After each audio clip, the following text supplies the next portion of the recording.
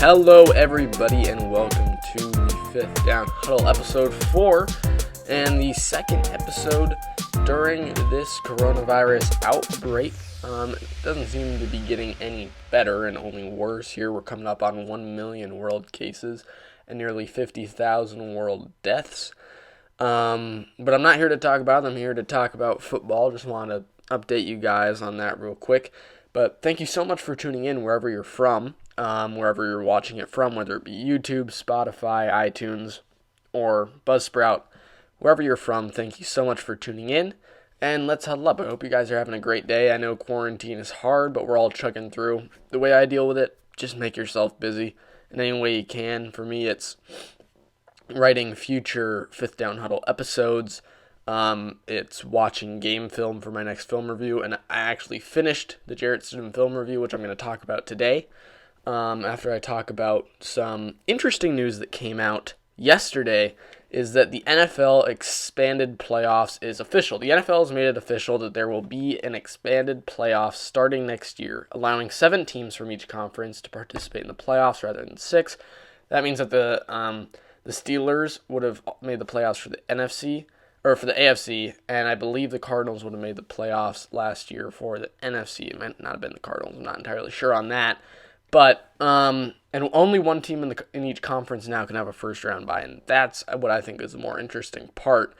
And this will result in triple headers on wildcard weekend. So basically, the number 7 seed will play the number 2 seed in that round, in that first wildcard round, meaning that the number 1 seed will get a first round bye and will be the only team that gets a first round bye for that conference. And this will make it extremely more difficult for a number 2 seed to make the Super Bowl, and we can expect that for many years to come. The number 1 seed will be the team to make the Super Bowl in each conference in a lot of these coming years. And if you don't believe me, every Super Bowl participant for the last 7 years has received a first-round bye. The last 7 years, there hasn't been a wild card team to make the playoffs. Now, granted, now there will be 6 teams in the wild card that have a shot to run rather than 4, so it ups the chances a bit, but still it's the same hard path that they have to go through. And while playing in the 7 seed, yes, it's good for the number 2 seed to play a lower team, but it also takes away time for them to prepare for the next game, the divisional round, which the number 1 and 2 seeds regularly have time for, that extra first round bye week. And one question that often arises when I talk to people about the new 7-game format is the why. I mean, we've been going strong on a 12-game playoff format, 6 for each conference, for years, and there hasn't been any obvious problems with the system besides a few oddball teams with 10-6 records. And well, here's why. The NFL wants more money. It always starts with M, ends with Y, and the majority of the choices they make start and end with money.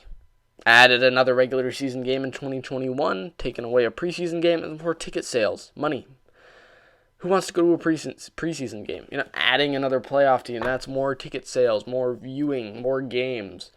Overall, it isn't any worse or better for us NFL fans. I mean, some fans will have an extra game to watch rather than have their team not make the playoffs under the old rules, but besides that, it won't affect us all that much. On the other hand, though, it will affect the teams.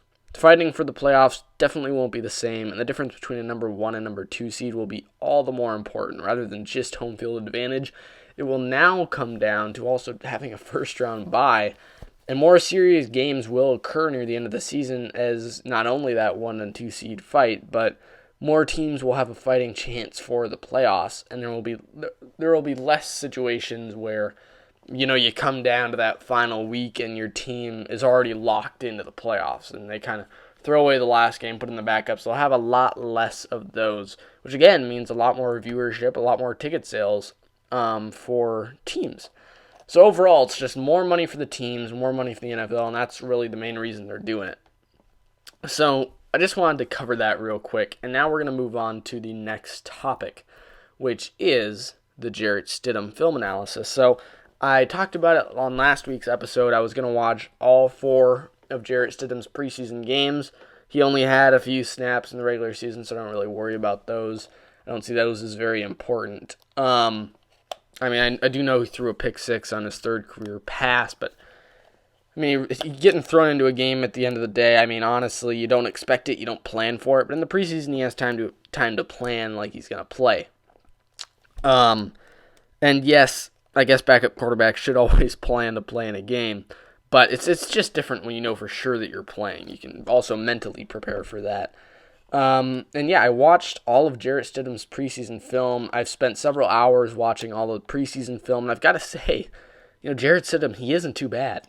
Now, I won't over-justify him, and what I mean by that is that he isn't playing top starting defenses. The majority of his preseason snaps, he's playing guys who are barely fighting for a roster spot, and that rather than those you will see on the football field during the regular season. He's going to see top-tier cornerbacks matching up against his receivers, and he's going to be going against top-tier pass rush. And because of this, I'll focus on his throwing ability on tight throws or look for how often he hits his receiver right on the money, especially on the run, as leading the receiver is much more important than a lot of people realize. I mean, anyone can hit a man standing still, but how well can you set him up to gain a lot of rack yardage? Now, rack yardage stands for run after catch. So basically what that means is when your receiver, say, is running a slant route, goes 5 yards, cuts left over the middle, he started on the right side of the field. If he's running across and he's open, he's got a step or two, the quarterback doesn't want to hit him, right in the money, right where he's standing, because then the ball's going to end up being a little bit behind. Then the receiver has to slow down to make the catch, or he just needs to stop completely to make the catch and fall down. And rather than that, what the quarterback wants to do on those crossing routes is he wants to hit the receiver, throw it a little bit ahead of him, so that the receiver can keep on the run, and that's where a lot of timing comes in for the quarterback. He needs to hit that just right, where he can set it up so that the receiver doesn't lose any speed while catching the ball, so that way the guy behind him doesn't catch him when he catches it, and also doesn't have a chance to knock it away, because when you do that, it can turn a 5-yard catch into a 20-yard catch. It's really the big difference there. And also, when it comes down to over-justifying Jarret Stidham, again, he is a solid quarterback. He's not bad by any means. But something interesting to think about, when I say he's not playing against a starting defense, is he also doesn't have a starting offense, So it's kind of that skill between offense and defense, the offense you have and the defense you're playing against, that will honestly be very similar in a real game. Yes, it will move a lot faster, but how open the receivers are will remain the same. How easy it is for him to find an open man will be the same. That I don't believe that will change. I mean, they will be a little bit tighter, they will be a little bit faster, and it will be a little bit more high intensity. I mean, a lot in all those situations, but the point is that's not all of a sudden going to be impossible for him to play on a real field in a real regular season game. Now, Jarret Stidham is a solid quarterback, and I could honestly see him having a career similar to that of Kirk Cousins or Phillip Rivers. I don't feel like he will tap into his full potential that his arm shows snippets of. I mean, a lot of people talk about the Patriot system and say, oh, it's so great at developing quarterbacks. Well, is it really? Because why haven't they developed Brian Hoyer into a starter? Why haven't they developed Cody Kessler into a starter? Yes, they got a lot of success with Tom Brady, a little bit with Brissett, and a lot with Jimmy Garoppolo, but what outside of that have they really done? Matt Castle, yes, but you look back to past times. I hate the agenda that people have to say, Stidham will have the similar success to Brady because it's the system. Well, it's really not, because why hasn't Jimmy Garoppolo had that success? Why didn't Drew Bledsoe? Why didn't Matt Castle win a Super Bowl? It's that question. And like I said, I don't feel like he'll tap into his full potential, but I do feel as though he will be a solid starter for New England for a few years until he seeks a larger contract outside of New England. Now, a lot of you guys might be sitting in your chair right now thinking, whoa, back up. Until he seeks a larger contract out of New England? What do you mean by that? He's not going to leave New England. He wants to stay there, Patriots are going to want him. Well, we have to remember, Bill Belichick doesn't like spending a lot of money on solid starters. We have to remember that if Stidham does find success under this quarterback market, I find it hard to believe that he will follow the same path of Brady by taking pay cuts.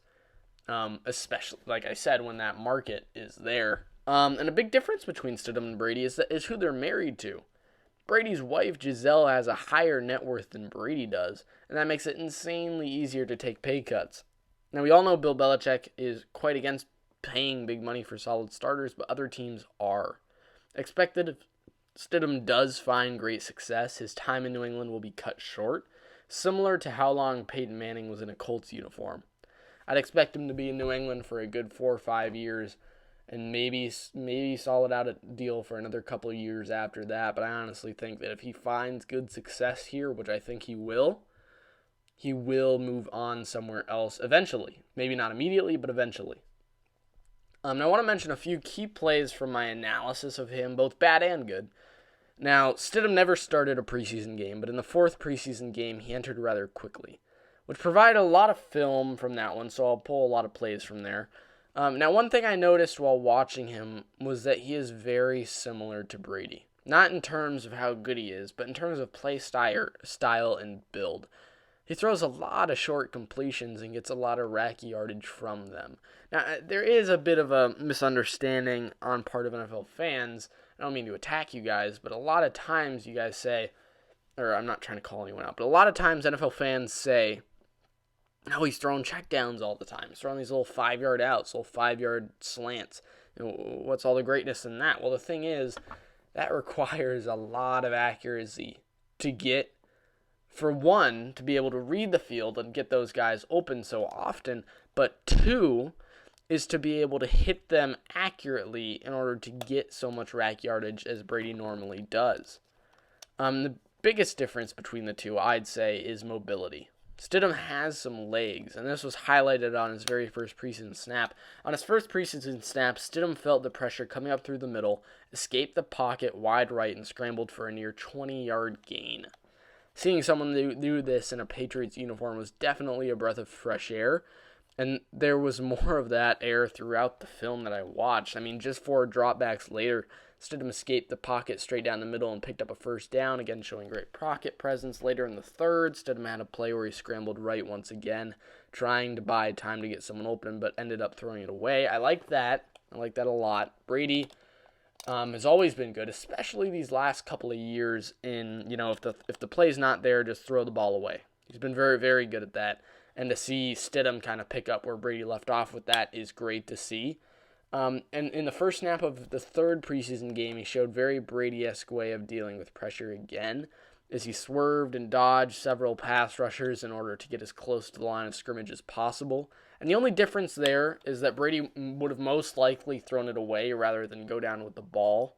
And even in 2 of his first 3 snaps of the 4th game, he scrambled by escaping pressure. Now, my basic message in highlighting these plays is really just time and time again, he looks up for a pass, realizes he has no time, realizes the play isn't there, and finds a way out for positive yardage. Now, I love this, but I especially love that he doesn't predetermine that he's going to scramble. He doesn't predetermine before the play happens, hey, I'm going to force the pass to this guy no matter what. And instead analyzes the play for what it has to offer. And again, Stidham seemed to be really accurate hitting men on the run over the middle, something Brady, like I said before, was always good at. And because of this, short 5-yard slants turned into 20-yard plays due to rack yardage, and it was nice to see how consistent he was on those throws. Just time and time again, to Dontel Inman, to Jacoby Myers, even a couple times with N'Keal Harry, he'd hit them coming over the middle and just hit him right perfectly on the rack, and they wouldn't lose any speed. They'd keep running, and he was of all the things he did, I think he was most consistent in that. And then behind that, I'd say he was most consistent in the deep throws. He threw a lot of really nice deep balls down the sidelines. A couple of them were dropped by Maurice Harris, which makes me better understand why they let him go, because he had some great opportunities to have a big preseason, but he dropped a lot of passes, or just didn't make the play when it was there. Now, I'm saying a lot of good things about Stidham, but there is some bad to say. Now, sometimes, somewhat randomly, Stidham would have stints where he simply fell apart, like for a singular play, making a poor decision. I knew he could make a better decision than that. He showed times where he could make a better decision than that. It's just very odd to me, because for 8-10 plays in a row, he makes good plays. But, like, for an example, in the first game on the 7th drop back, he made a bit of a rush throw. He went through his progressions across the field and realized no one was open. Now, normally what I'd seen him do earlier in the game or in other games is he'd scramble. He'd look for an open route to gain positive yardage downfield. But instead on this play, when he realized no one was open, instead of throwing it away, he just forced a pass back to his first read. And it was almost picked off. And this happened quite a few times. I mean, nothing insanely serious, but something that could definitely affect the game at least once or twice in every preseason game. Stidham had these moments where he would step back, he'd read the field, and instead of doing what he normally does, like I said, which would be scrambling, rolling right, rolling left, throwing it away, which he did well so often, so consistently, but then all of a sudden, I feel like he would just break down and just fall apart and just not know what to do, and it just seemed like all of a sudden just hit a brick wall in his mind, just snap like that. And it was really concerning to see that, and I really, really hope that the Patriots can find a way to calm him down in those situations, because, again, he looks calm. He looks like a calm quarterback. He looks like a guy who knows what he's doing, but then all of a sudden you have those plays where it's like, what are you doing, man? An average quarterback knows that is not the decision to make. And you've shown the greatness there, the great potential there, and then all of a sudden he just falls down for a play. Now, granted, when he did have those plays, the next play he'd usually come back and make a great decision, make a good play. But you can't have those bad plays because real NFL defenses will jump on that opportunity. Again, when I'm talking about the difference between playing backups and playing starters on defense, starting defensive players will jump on that opportunity if you give it to them. If you throw up a ball that's better odds of the defender up deep in the end zone, you can go ahead and expect that that's going to be a pick because that defender is going to jump on that opportunity every single time.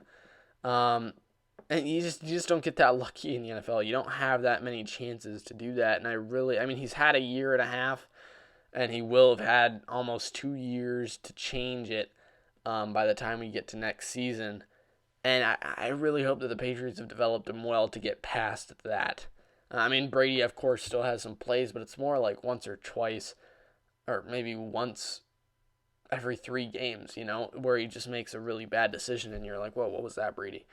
And yeah, it was weird to see, but something good to see, which was interesting, is that he, on all of his play action plays, he had good plays. I don't think I saw once where on play action he had a bad play. It just seemed like he was a lot more calm on play action than he was taking shotgun or taking snaps under center. It was really, really interesting.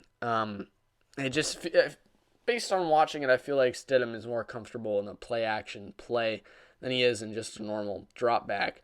But I don't know, that was just a little thing I saw. But yeah, I believe based off of everything I watched, I think that Stidham is a solid player. And I think that he will be a solid NFL starter for the New England Patriots. And honestly, if I had to predict it for another team as well. But yeah, like I said, Stidham is a solid player. He's not bad. He's not stardom yet. We'll have to see this year. I haven't seen him play in nearly a year, so we'll see. But as of yet, I don't think he's a star, but I think he's a solid. He can be a solid starter in the NFL. He's had it over, like I said, he'll have had over a year to develop from this point, and I think a year is enough time to get past some of those rookie mistakes he was making.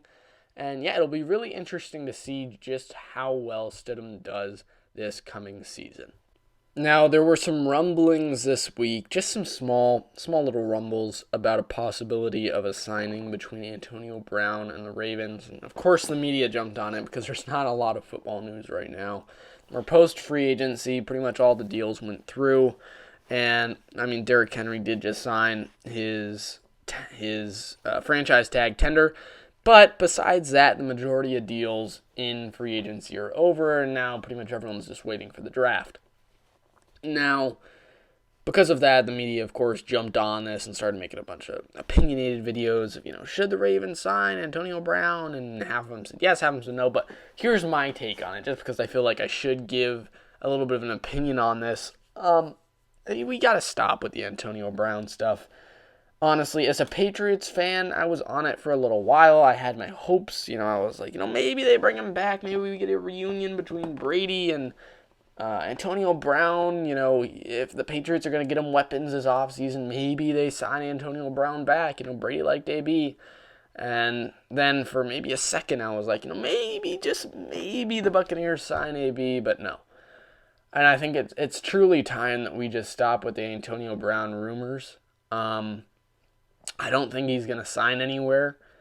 And if he does, I don't feel like it'll be for a lot of money. That's for sure. But I do believe that if he does sign anywhere, it's going to be on very, very strict terms. Meaning that if he makes any little mistake, he's right out the gate.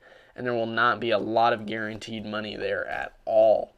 Meaning the majority of any contract he gets, it will most likely be incentive-based. And will be based off of non-guaranteed money, kind of how long are you going to be on our team is how much money you're going to make. Because teams, if they even do sign him, but the majority of them won't because they don't want to deal with that. They don't want to deal with that risk, not only financially, but in the locker room. Bruce Arians talked about it, that locker room presence. Bruce Arians coached Antonio Brown for a little while, and that locker room presence, he was in the same locker room with Antonio Brown. That locker room presence, as Bruce Arians said, is just not something that a lot of teams want. And frankly, no matter how cheap he is or how good he is, you don't want to bring down the rest of your team with that. Now, granted, when he was with the Patriots for a good game, he played very solid. He was on one drive, caught, I think, over 60 yards and a touchdown in a single drive. Just dominated that Dolphins defense. Granted, it was against the Dolphins, but man, you don't dominate a defense that well normally. So it's really interesting, and I do really hope that I think he deserves a second chance. And I'm not sitting here saying I don't think he deserves a second chance. He's, to be fair, he has had a second chance, but I do think he should at least be given a workout or two. And I think he should, if he continues for a while without showing, it might even take a whole nother season without showing any of that craziness that we've seen, then maybe he gets signed to a team. But unless that happens, I guarantee it, he will not be signed to an NFL team anytime soon. Now, another interesting thing to talk about is which teams should draft a quarterback and which teams shouldn't. Now, straight off the bat, I'll say that the Patriots should not draft a quarterback this year. Now, it is a very rich draft class for quarterbacks, but I think what they should do is draft either defensive end or offensive lineman in the first round. You have a solid pick. And I think you let Jarret Stidham have a year. Just let him have a year, see how he goes, and if he completely just falls apart, then okay, draft a quarterback next year. Tank for Trevor. Trade for the pick to get Trevor Lawrence. Whatever. But unless that happens, Jarret Stidham, like I said, he's a solid quarterback, and I think the Patriots should at least give him a year to see how that goes. Now, another team that should look into maybe trading up to draft a quarterback are the Tampa Bay Buccaneers. Yes, they have Tom Brady, but if they find success with Tom Brady, they might not have a very high draft pick the next couple of years. Now, of course, they can trade for one, and they might just end up doing that a year or 2 years from now, but now might be a good time to draft a quarterback, because now or next year, because you get a quarterback now, you train him under Brady for a year or 2 years like the Patriots did Jimmy Garoppolo, and then when Brady sails off into the sunset, you go ahead and you jump on this new guy who's had time to develop under Brady and under your system. That's what I think the Buccaneers should do. The Miami Dolphins, the Cincinnati Bengals, definitely teams that should draft a quarterback this year. The Redskins, it's interesting. I don't think the Redskins should draft a quarterback. I think they should draft somewhere else on the team, maybe defensively. They have a lot of holes on that team. Just fill one of them besides the quarterback. Give Dwayne Haskins a fair shot. Give him another year. give him some competition, with a free agency quarterback, but give him another year to see if he can pull it together and to see if he can make himself at least look like a solid NFL starter. Yeah, but besides those two teams, the Saints, maybe, they have the all-purpose man who they believe is their next franchise guy. I'm a little iffy on him.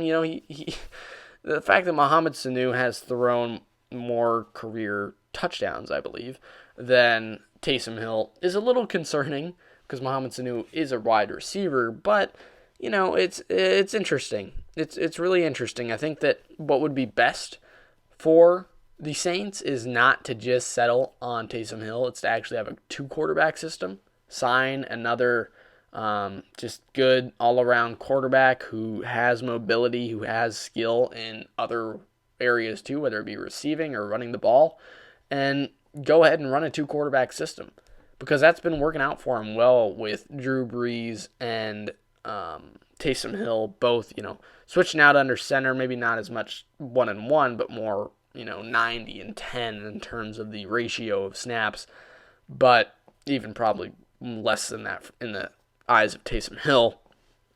But just to pull out a 2-quarterback system might be what the Saints want to do, which would justify them drafting a mobile quarterback later in the draft, maybe Jordan Love. I don't know. We'll see, but it'll be interesting to see if they go ahead and say, you know what, let's draft a mobile guy, and let's see if we can put together a 2-quarterback system here.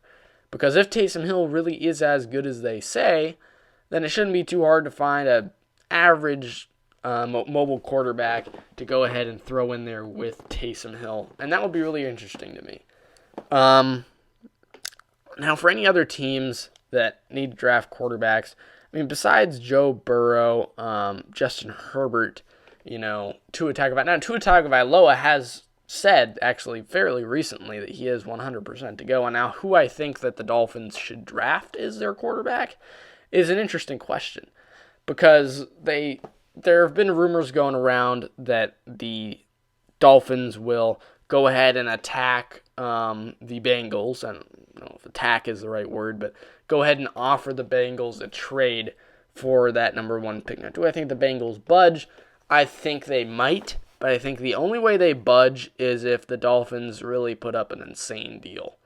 And I'm talking, 3 first-round picks type deal for 1 first-round pick, that kind of trade. And honestly, with the Dolphins situation, they don't have a very good team, and I think they should focus those 3 first-round draft picks on filling other holes, and then maybe sign a free agent quarterback this year, or sign Tua. Maybe just sign Tua for the Dolphins and then fill 2 other positions, whatever they want to do. But don't focus on going all in for Joe Burrow this year. Joe Burrow's a great quarterback, and I think he's going to find a lot of success in the NFL. But I do believe there is a guy, a very, very good quarterback in Tua Tagovailoa. And if that doesn't work out, there's also a very, very good quarterback in next year's guy with the blonde, long hair. So go ahead and make that run for it if Tua Tagovailoa falls apart. And maybe you can tank better this year if you have to. But the Dolphins, they're not there yet. And I don't think they should give up 3 first-round picks for a single pick. No matter, again, Joe Burrow's really good, but in terms of the skill base, which I want to make a video about this, I've wanted to for a while now, about a big reason why a lot of people miss on those number 1 quarterbacks in the draft is because, look, college football is a lot different than the NFL. How he can do that good with all those college star receivers at LSU, but how will that transfer to when he has to play with a bad team compared to who they're facing, We haven't really seen him in that situation where he's had to play with a really poor team like the Dolphins with not a very good receiving core, not a very good O-line, not a very good run game, and have to put up decent numbers. We haven't seen that. We've seen him with a great offense. And it'll be interesting to see. Even with the Bengals, it's going to be similar. But it'll be interesting to see how he does on a mediocre team. Even less than mediocre at this point. But yeah, that will be the end of this episode. I'm coming up on 30 minutes, so I'm going to go ahead and end it here. Thank you so much for tuning in. This has been a blast. My next film review will be out next week or the week after, or in the middle of the week. I don't know yet, but I will provide an update for you on that for you next week. It will be on Jameis Winston, of all players. I will be talking about how I feel about him and how I feel about his ability to be a starter in the NFL. So thank you so much for tuning in. I hope you all have a great day, and I will see you next time.